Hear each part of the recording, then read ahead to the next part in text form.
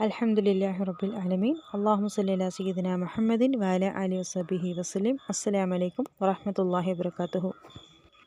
இந்த வீடியோவில் நம்ம ஒரு சின்ன துவாவை பார்க்கலாம்.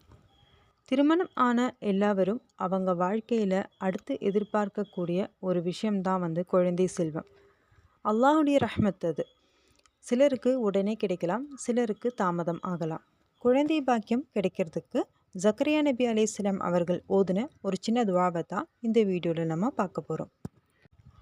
குழந்தை இல்லாதவங்க இதை ஓதி அல்லாஹ்ட்ட துவா கேளுங்க. அல்லாஹ் நாடினால் நிச்சயமாக குழந்தை செல்வம் கிடைக்கும். இப்போ சொல்லக்கூடிய இந்த முறையில் ஓதி அல்லாஹ்கிட்ட துவா கேளுங்க.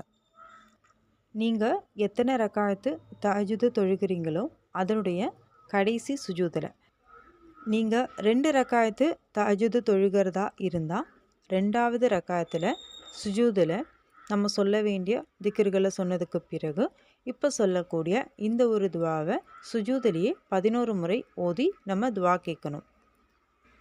புரிஞ்சதா? அதாவது நம்ம 2 ரக்காயத்து தொழுகிறதா இருந்தால் 2வது ரக்காயத்தில் கடைசி சுஜூதில் நம்ம சொல்லக்கூடிய திக்ருகளை சொன்னதுக்கு அப்புறமா இப்போ நம்ம குழந்தை வாக்கியம் பெறுவதற்காக என்ன நம்ம ஓதக்கூடிய திக்ரு இருக்கோ அதை 11 முறை ஓதிட்டு அதுக்கப்புறமா எந்திரிச்சு நம்ம அத்தியாயத்தை ஓதி சலாமிட்டணும். நம்ம சுஜூதில் 11 முறை ஓத வேண்டிய துவா இதுதான். ரப்பி ஹபிலி மில்லதுன்க துர்ரியத்தன் தொய்யிபத்தன் இன்னக சமீஉத் துஆ. ஜக்கரியா நபி கேட்ட துவா இது. துவாக்கு இஜாபத் இருக்கிற தஹஜ்ஜுது நேரத்தில் இந்த ஒரு துவாவை ஓதி நம்ம அல்லாஹ்கிட்ட கேட்கும்போது அல்லாஹ் சுப்ஹானஹு வ தஆலா நிச்சயமாக நம்மளுடைய துவாவுக்கு பதிலளிப்பான். குழந்தை பாக்கியம் கிடைக்கிறதுக்கு இந்த ஒரு அமலை செஞ்சு பாருங்கள். இன்ஷா அல்லாஹ் நம்மளுடைய எந்த ஒரு துவாலையும் தொடக்கத்திலையும் முடிவிலையும் ஹம்தும் சலாத்தும் இருக்கணும். அதையும் எப்போதும் கவனிச்சுக்கோங்க.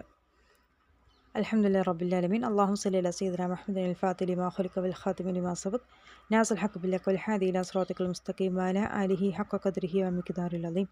அஸ்ஸலாமு அலைக்கும் வரஹ்மத்துல்லாஹி வபரகாத்துஹு.